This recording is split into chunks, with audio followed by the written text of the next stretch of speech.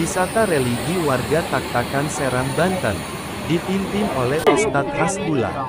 Tim koordinator Bapak Husni, berkunjung ke tempat Waliullah, Sunan Pandanaran, untuk berziarah di makam tersebut.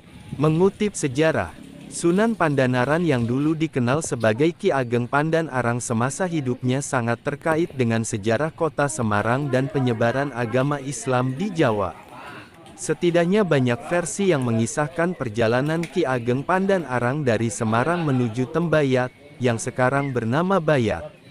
Semasa hidupnya, ia pernah menjabat sebagai Bupati Semarang yang kedua menggantikan Pangeran Mangkubumi, ayah dari Ki Ageng Pandan-Arang.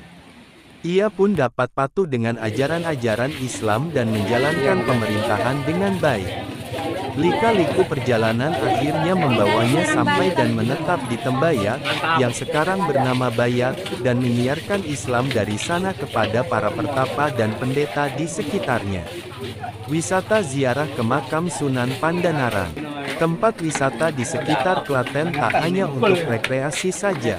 Ada juga wisata ziarah yaitu makam Sunan Pandanaran. Kompleks makam bergapura dengan arsitektur ciri khas zaman Kerajaan Majapahit. Makam Sunan Pandanaran terletak di Kelurahan Paseban, Kecamatan Bayat, Klaten, tepatnya 15 km sebelah tenggara dari pusat kota Klaten. Makam ini juga memiliki banyak sebutan antara lain makam Sunan Pandan-Arang, Sunan Bayat atau Sunan Tembayat karena posisinya yang terletak di daerah Bayat. Menuju ke lokasi tak sulit karena jalan sudah mulus dan dapat dijangkau dengan ragam kendaraan. Bahkan tak jarang terlihat truk yang parkir di lokasi untuk mengantarkan para peziarah. Menuju ke lokasi tak sulit karena jalan sudah mulus dan dapat dijangkau dengan ragam kendaraan. Bahkan tak jarang terlihat truk yang parkir di lokasi untuk mengantarkan para peziarah. Pintu masuk adalah gapura yang bernama Gapura Sagara Muncar. Tertera dibangun sejak tahun 1448 Saka. Selain Gapura Sagara Muncar, ada 5 gapura lain yaitu Gapura Duda, Gapura Pangrantuan, Gapura Panemut, Gapura Pamuncar, dan Gapura Balekencur.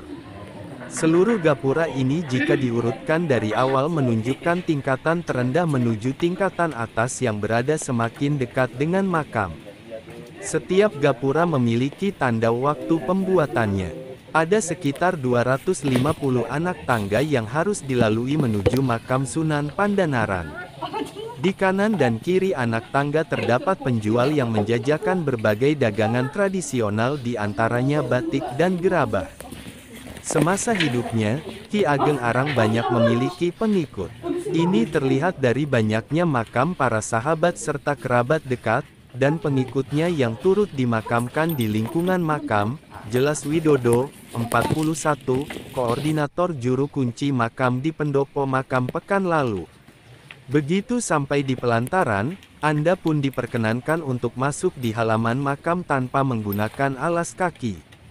Di pintu masuk utama ini terdapat sebuah masjid tua, lengkap dengan beduk yang juga sudah berusia ratusan tahun. Tidak jauh dari masjid, terdapat sebuah pendopo yang dihuni oleh juru kunci. Di tempat ini biasanya pengunjung meminta izin kepada juru kunci untuk masuk dan mengutarakan niatannya datang ke tempat ini.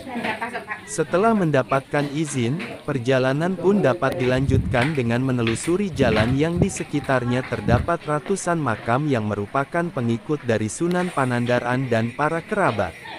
Perjalanan akan Anda menelusuri makam akan tertuju pada cungkup makam Sunan Pandanaran, tempat tertinggi di bagian makam, yang menyemayamkan Sunan Pandanaran dalam bangunan yang tertutup rapat bangunan kayu dan dikelilingi kain putih, beserta istri dan keluarga dan pengikut terdekatnya.